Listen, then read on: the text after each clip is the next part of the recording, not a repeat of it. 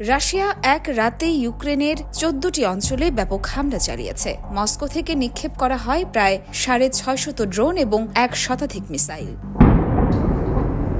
এসব হামলায় জাপরিঝিয়ায় একজন নিহত হয়েছেন এবং অন্তত 30 জন আহত হয়েছেন। ধ্বংস হয়েছে আবাসিক ভবন, শপিং সেন্টার এবং যানবাহন। ইউক্রেনের দক্ষিণ পূর্বাঞ্চলীয় নেপ্রেভস্কেও একের পর এক হামলা চালিয়েছে রুশ বাহিনী।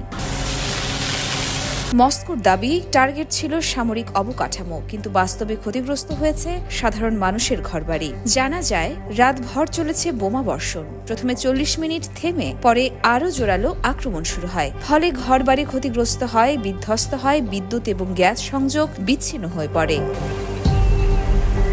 কিয়েভের কাছাকাছি একটি রেলওয়ে অবকাঠামো মারাত্মকভাবে ক্ষতিগ্রস্ত হয়েছে। রাশিয়ার প্রতিরক্ষা মন্ত্রণালয় দাবি করছে তাদের অভিযান ছিল সম্পূর্ণ সফল। তারা ধ্বংস করেছে সামরিক ঘাঁটি, রাসায়নিক কারখানা এবং ড্রোন উৎপাদন কেন্দ্র। অন্যদিকে পাল্টা হামলার দাবি করেছে ইউক্রেন। প্রেসিডেন্ট জেলেনস্কি জানিয়েছেন, রাশিয়ার ছোড়া 537টি ড্রোনের মধ্যে 510টি এবং এছাড়া রাশিয়ার ক্রাসনোদার সিজরান তেল শোধনাগারে রাতভর ড্রোন হামলা চালিয়েছে কিয়েভ। স্থানীয় প্রশাসনও হামলার সত্যতা স্বীকার করেছে। বর্তমানে লুহানস্কের প্রায় পুরো অংশ, দোনেস্কের 79%, জাপরিঝিয়ায় 34% এবং খেরসনের 76% এলাকা রাশিয়ার নিয়ন্ত্রণে।